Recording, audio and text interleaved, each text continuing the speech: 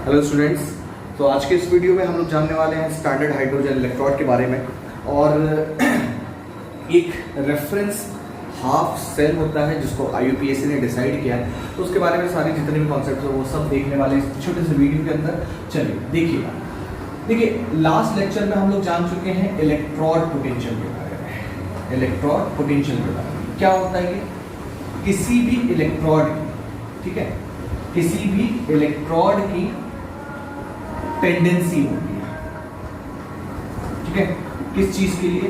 To gain और loose electrons, ठीक है, किसके साथ? With its own solution, with its own salt solution. जैसे हम लोगों ने जिंक को जिंक सल्फेट में डाला था, तो क्या हुआ था? जिंक के साथ जिंक जो है उसके रॉड से जो एटम्स थे वो आयंस के फॉर्म में टूटने लग गए थे, ठीक है, और इलेक्ट्रॉन्स को छोड़ के आ रहे थे। तो आपका जिंक जो है वो किसकी टेंडेंसी शो कर रहा था? To lose electrons. ऐसे कॉपर के साथ क्या हो रहा था डेनियल सेल में? वो कॉपर आयन, जो कॉपर के आयंस थे वो सॉल्यूशन से आपके रॉड की तरफ आ रहे थे और वहां पर वो इलेक्ट्रॉन कैप्चर कर रहे थे और वो रॉड पे रह जा रहे थे, ठीक है। सो इलेक्ट्रोड पोटेंशियल जस्ट एक टेंडेंसी है टू गेन और लूज इलेक्ट्रॉन्स। अब देखिए बात क्या है जो इंपॉर्टेंट है इसमें, वो ये टेंडेंसी। और टेंडेंसी को कभी नापा नहीं जा सकता, एब्सोल्यूट वैल्यू। इस वजह से इलेक्ट्रोड पोटेंशियल की एब्सोल्यूट वैल्यू कभी नहीं नाप सकते, ठीक है। हमेशा इसकी कौन सी वैल्यू नापेंगे हम लोग? Relative value. ये बात याद रखिएगा। टेंडेंसी, भाई देखो, टेंडेंसी मतलब दैट हम कहें कि जैसे एक कंपनी है, उस कंपनी में एक बंदा 1 लाख रुपए सैलरी पा रहा है महीने की, बाकी लोग 10,000, 20,000, 50,000, तो ऑब्वियस बात है वहां पर तो वो उसकी सैलरी सबसे ज्यादा, लेकिन उसका ट्रांसफर कहीं और जगह हो जाए जहां पर एक मतलब जो मिनिमम सैलरी 10 लाख, तो वही बंदा जो वहां पर सबसे ज्यादा सैलरी पा रहा था यहाँ पर क्या हो गया? कम हो गया। तो जस्ट एक हमका कंपैरेटिव होता है ये चीजें, ठीक है। सो टेंडेंसी किसी के रिस्पेक्ट में ही नापी जाती है। तो यहां से कॉन्सेप्ट आता है भाई किसका, कि रिलेटेड टू व्हाट, किसके कंपैरिजन, ठीक है। तो हम लोगों ने मतलब IUPAC ने डिसाइड किया that is standard hydrogen electrode, इसको as a referral half cell माना गया, ठीक है, जिसका SRP कहें या SOP, दोनों को ही हम लोगों ने क्या मान लिया? दैट इज 0, ठीक है। SRP मतलब स्टैंडर्ड रिडक्शन पोटेंशियल और SOP मतलब स्टैंडर्ड ऑक्सीडेशन पोटेंशियल। तो आपको भी पता है कि भाई हम लोग ने लास्ट लेक्चर में देखा था ना कि आपके इलेक्ट्रोड पोटेंशियल 2 टाइप के होते हैं। दैट इज आपका स्टैंडर्ड रिडक्शन पोटेंशियल सिंपल बोल लो अभी के लिए फिलहाल, ठीक है। ये किससे पता चलता है भाई? रिडक्शन पोटेंशियल मतलब वो टेंडेंसी टू गेन इलेक्ट्रॉन किसी भी इलेक्ट्रॉन का होता है, ठीक है। और एक होता है कि ऑक्सीडेशन पोटेंशियल, ठीक है। तो इलेक्ट्रोड पोटेंशियल 2 टाइप है, क्योंकि भाई टेंडेंसी 2 टाइप की है, टू गेन और लूज इलेक्ट्रॉन्स, ठीक है। अच्छा, इसमें हम लोग स्टैंडर्ड कब यूज करेंगे? स्टैंडर्ड कब बोलेंगे इसको? जब हम लोग टेम्परेचर क्या रखें? 298 केल्विन, ठीक है। प्रेशर क्या रखें? 1 atm या 1 बार, ठीक है। और कंसंट्रेशन किसका? उसके सॉल्ट का, सॉल्यूशन, ठीक है, दैट इज 1 मोलर। अगर ये कंडीशन हम फुलफिल कर रहे हैं तो वही रिडक्शन पोटेंशियल या ऑक्सीडेशन पोटेंशियल आपके क्या हो जाएंगे? स्टैंडर्ड हो जाएंगे, ठीक है। नॉन स्टैंडर्ड में फिर इनके अलावा कोई और अगर कंडीशन आ जाती है तो वो नॉन स्टैंडर्ड में आएंगे, जिसको हम लोग आगे चल के नर्स इक्वेशन में पढ़ेंगे। सो भाई देखो, ये भी मैंने आपको बताया था कि अगर किसी का SRP आपको पता है, ठीक है, किसी इलेक्ट्रॉड की, तो SOP में कन्वर्ट किया जा सकता है। अगर SOP पता है तो उसको SRP में कन्वर्ट किया जा सकता है। दैट इज ये रिलेशन है, ये सब मैंने आप लोगों को बताया हुआ है, ठीक है। अच्छा, एक चीज और कि भाई देखिए लोगों को कंफ्यूजन ना हो, इसलिए IUPAC ने एक और कदम उठाया। क्या?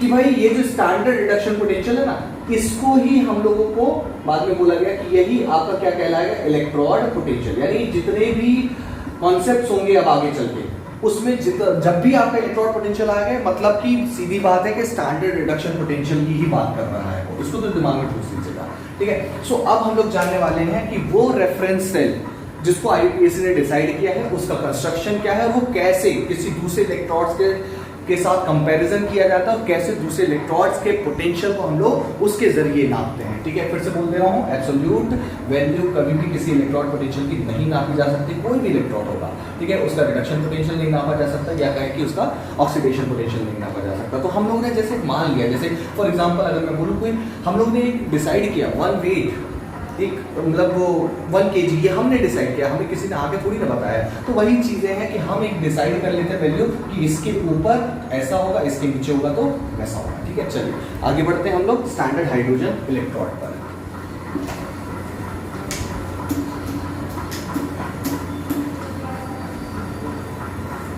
मैं यहाँ पर स्टैंडर्ड बोल रहा हूँ, जब जब स्टैंडर्ड यूज होगा, ठीक है, वर्ड तो आपको समझ जाना है कि बात चल रही होगी 298 केल्विन की, that is 25 degree Celsius, 180 pressure की, और concentration of that solution should be 1 molar. ठीक है, ये चीज याद रखिएगा। अच्छा, अब कंस्ट्रक्शन का, कंस्ट्रक्शन किस तरह देखने जाना है, that is standard hydrogen electrode का। ठीक है, सबसे पहले हम लोगों को क्या लेना है, एक बीकर लेना है। ठीक है, उस बीकर में हम लोग एसिडिक सॉल्यूशन लेंगे।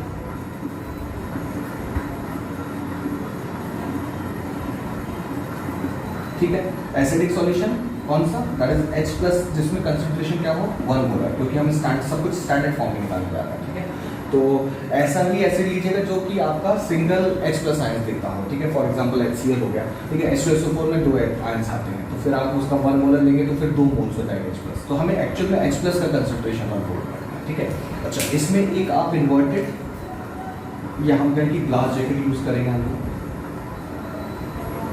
ठीक, यहाँ से ओपनिंग रहेगी ताकि आप यहाँ से H2 गैस को इनपुट करवा सकें। ठीक है, अच्छा, इसका प्रेशर भी आपको 180 रखना है क्योंकि सब कुछ स्टैंडर्ड कंडीशन होगा। अच्छा, यहाँ पर एक फॉइल, एक वायर होगा, दैट इज प्लैटिनम वायर। ठीक है, उस प्लैटिनम वायर के नीचे प्लैटिनम फॉइल होगी। ठीक, सो ये आपका ऐसे इलेक्ट्रोड बिहेव करेगा, प्लैटिनम वायर, और ये है आपका foil, platinum foil.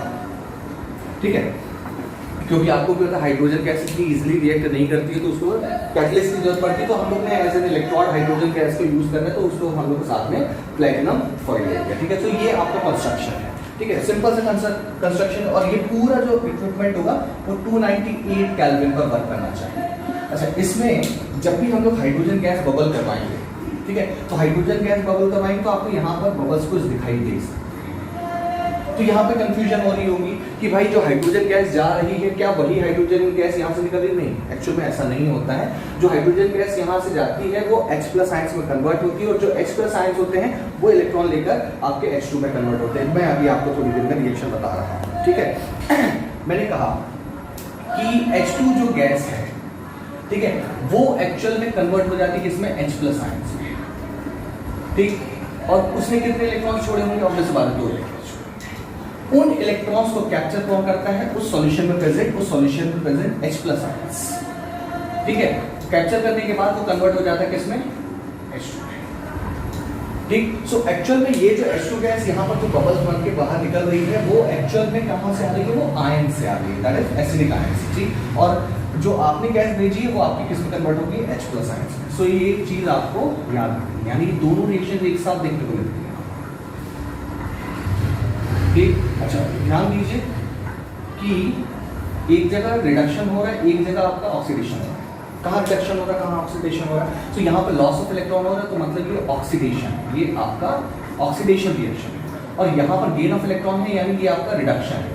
That means कि इस हाफ सेल के अंदर ऑक्सीडेशन रिडक्शन दोनों ही देखने को मिल रहा है, और इसी वजह से, इस खासियत की वजह से हम लोगों ने इसका मैं कहूँ कि SRP, स्टैंडर्ड रिडक्शन पोटेंशियल, हम लोगों ने क्या माना, 0। मैं बार बार बोल रहा हूँ कि SRP ही यूज करेंगे हम लोग इलेक्ट्रॉन पोटेंशियल, यानी कहने का मतलब ये कि इसकी स्टैंडर्ड ऑफ रिडक्शन इनमें से कौन सा शो हो रहा है, ये यानी H+ से H2, ये हम लोग को क्या लेना है, 0 वोल्ट लेना है किसी भी केस में, चाहे वो न्यूमेरिकल्स हो चाहे वो कोई भी कॉन्सेप्ट हो। कब, लेकिन याद रखना कंडीशंस ये होनी चाहिए। ठीक, सो ये आपका यहाँ पर देखिए ऑक्सीडेशन कहाँ होता है, किसी भी सेल में ऑक्सीडेशन कहाँ होता है, एनोड पर या कैथोड पर। तो हम लोग जानते हैं भाई एनोड पर ऑक्सीडेशन होता है, तो याद रखना ये एज एनोड भी बिहेव कर सकता है। ठीक है, और ये रिडक्शन हो रहा है, यानी ये एज कैथोड भी बिहेव कर सकता है। कौन? SH। ठीक है, इसलिए ये बहुत इंपॉर्टेंट टॉपिक है। ठीक है, सो ये हो गया आपका कंस्ट्रक्शन, ये हो गया आपका मैकेनिज्म। ठीक है, इस सेल के अंदर क्या होता है। अब देखते हैं हम लोग कि कैसे किसी इलेक्ट्रोड को कंपेयर किया जाता है किसके साथ? SHG के साथ। या हम कहेंगे कैसे किसी हाफ सेल का या उसका इलेक्ट्रोड पोटेंशियल कैलकुलेट करते हैं बाय यूजिंग SHG। चलिए देख लेते हैं जल्दी से। वहीं पर मैं आप लोगों को फिर दैट इज रिप्रेजेंटेशन कैसे किया जाता है इसका वो सब मैं बताता हूँ। चलिए एक एग्जांपल लेते हैं। मान लीजिए जिंक इलेक्ट्रोड है, ठीक है। सो इसका रिडक्शन पोटेंशियल क्या होगा? That is E standard form में Zn2 प्लस Zn। ये मुझे कैलकुलेट करना है, ठीक है। इसको मैंने कनेक्ट किया किसके साथ? SHE के साथ। ये ध्यान से देखिएगा, ठीक है, कैसे हम किसी इलेक्ट्रोड का इलेक्ट्रोड पोटेंशियल फाइंड करते हैं बाय यूजिंग SHE। तो मान लीजिए जैसे ही मैंने कनेक्ट किया तो मुझे पता चला कि भाई ये आपका इसके साथ यहाँ पर करंट ऐसे फ्लो हो रही है, यानी करंट की डायरेक्शन ऐसी है। अच्छा, करंट को डिटेक्ट करने के लिए हम लोग यूज किसका करेंगे? गैल्वेनोमीटर का। फिजिक्स में जानते होंगे ना गैल्वेनोमीटर, नहीं जानते तो बस इतना याद रखिए कि करंट को डिटेक्ट करने के लिए काम आता है गैल्वेनोमीटर, ठीक है। तो मैंने क्या करा, एक ये जिंक लिया, जिंक इलेक्ट्रोड हाफ सेल, एक मैंने SHE लिया, ठीक है, और मैंने क्या करा, इन दोनों को कनेक्ट कर दिया। कनेक्ट करा तो भाई यहाँ पर गैल्वेनोमीटर लगा के रखा था, ठीक। अब मैंने देखा कि भाई डायरेक्शन ऑफ करंट जो है वो SHE से यानी ऐसा आ रहा है गैल्वेनोमीटर में, इस तरफ को आ रहा है। दैट मींस कि करंट की डायरेक्शन ये है, ठीक है। और करंट की डायरेक्शन अगर ये है तो हम लोग जानते हैं डैनियल सेल में भी करंट की डायरेक्शन कहां से थी? राइट से लेफ्ट की तरफ। याद करिए, इलेक्ट्रॉन्स आपके लेफ्ट से राइट की तरफ गए थे। तो करंट अगर ये है तो इसका मतलब इलेक्ट्रॉन यहां से यहां जा रहा होगा, और अगर इलेक्ट्रॉन यहां से यहां जा रहा है मतलब ये जिंक ने इलेक्ट्रॉन लॉस किए हैं। किसको? SHE को, ठीक है। तो इलेक्ट्रॉन अगर लॉस होना मतलब क्या? यहां पर कौन सी प्रोसेस हो रही होगी? तो हम कहेंगे भाई यहां पर ऑक्सीडेशन हो रहा होगा, ठीक है। और SHE पर क्या हो रहा होगा? रिडक्शन हो रहा होगा, क्योंकि वो गेन कर रहे हैं इलेक्ट्रॉन्स। यहां तक तो बहुत सिंपल सी चीजें हैं भाई, इसमें कोई रॉकेट साइंस बिल्कुल नहीं है, ठीक है। सो यहां पर रिडक्शन किसके साथ हो रहा है? SHE के साथ। अब रिडक्शन अगर SHE के साथ हो रहा है मतलब ये किसकी तरफ बिहेव कर रहा होगा? कैथोड की तरफ। और कैथोड कहां होता है? कैथोड कहां होता है? राइट साइड या लेफ्ट साइड? बिल्कुल राइट साइड। तो यानी ये जो हम लोग ने अरेंजमेंट किया है ना सेल का, वो बिल्कुल परफेक्ट है, ठीक है। और ये आपका किसकी तरफ बिहेव करेगा? एनोड की तरफ, ठीक है। ये सब हम लोगों ने किससे पता कर लिया? गैल्वेनोमीटर के डिफ्लेक्शन से। अगर गैल्वेनोमीटर का डिफ्लेक्शन उस तरफ होता ना SHE की तरफ, तो मुझे ये पलटना पड़ता। मैं एक और उसका एग्जांपल दे दूंगा आप लोगों को, ठीक है। सो अब सीधी बात ये है कि जब ये कैथोड की तरफ बिहेव कर रहा है, दैट मींस कि उसके अंदर रिडक्शन हो रहा होगा। तो रिडक्शन के लिए अभी मैंने आपको रिएक्शन बताया था कि इसके अंदर जो रिएक्शन होगी वो होगी H plus gain of electron with gaining 1 electron gives क्या? हाफ H2, ठीक है।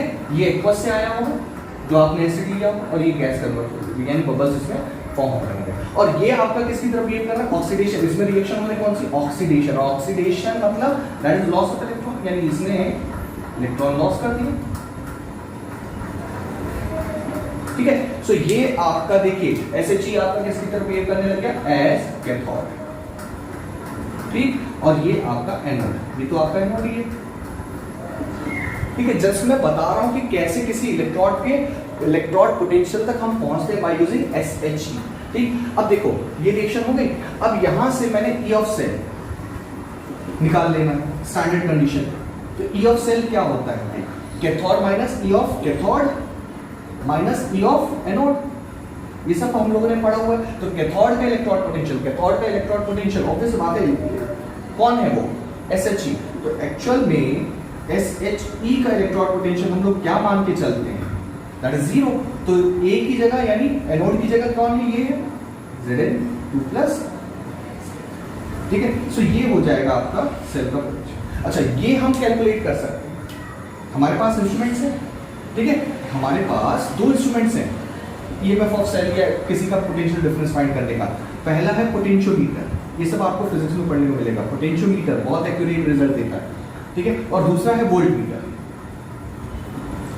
तो वोल्टमीटर जो है उससे अच्छा रिजल्ट आपका एक्यूरेट रिजल्ट पोटेंशियोमीटर देता है, ठीक है। मैं वहां पर फिजिक्स तो अभी नहीं बताऊंगा, जस्ट मैंने बताया कि भाई ईएमएफ ऑफ सेल कैसे पता करा जा सकता है, पोटेंशियोमीटर या वोल्टमीटर से। यानी गैल्वेमीटर हटा के आप यहाँ पर क्या लगा दीजिए, पोटेंशियोमीटर लगा दीजिए, तो आपको ये बता देगा इस सेल का जो दोनों से मिलकर बना है, किससे, SHE और जिंक इलेक्ट्रोड से, तो उसका पोटेंशियल डिफरेंस कितना आ रहा है, ठीक है, या ईएमएफ कितना आ रहा है। तो मैं एक्सपेरिमेंटली बता रहा हूँ, मान लीजिए आ रहा है 0.76 वोल्ट, ठीक है, इसकी वैल्यू ईएमएफ ऑफ सेल, ठीक है, और SHE को क्या माना है मैंने, 0 minus E standard of Z × plus Z, ठीक। तो यहां से मेरे को क्या मिल रहा है, E standard of Z × plus, that is standard reduction potential आ रहा है जिंक का, कितना आ रहा है, माइनस को इधर भेज दीजिए, दैट इज माइनस 0.76। सो ये हम लोग ने देखिए ये फाइंड किया जिंक का इलेक्ट्रॉन पोटेंशियल। सो इसी तरीके से हम लोग अलग अलग सेल्स के साथ हम लोग कंपेयर करते हैं, किसका,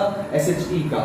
तो देखिए ये 0 जो है, इसका 0 था SHE का, और इसका यानी जिंक का क्या आ रहा है, नेगेटिव आ रहा है, यानी 0 से कम है, ठीक है। सो यहाँ पर आगे चल के इसी को हम लोग इलेक्ट्रोकेमिकल सीरीज में अरेंज करते हैं, यानी बहुत सारे जितने भी इलेक्ट्रॉन्स पॉसिबल हो सकते हैं, हाफ सेल्स पॉसिबल हो सकते हैं, जितने भी इलेक्ट्रॉन्स के, उन सबको SHE के साथ स्टैंडर्ड कंडीशन में हम लोग क्या करते हैं, कंपेयर करवाते हैं, उनका ईएमएफ ऑफ सेल निकालते हैं, जिसमें से SHE को हम लोग 0 मान लेते हैं, तो दूसरे वाले का ईएमएफ आ जाता है, ठीक है। एक और मैं एग्जांपल दे देता हूँ कॉपर का, जल्दी से खत्म हो जाएगा, ठीक है, ताकि ये कॉन्सेप्ट बैठ जाए अच्छे से, ओके।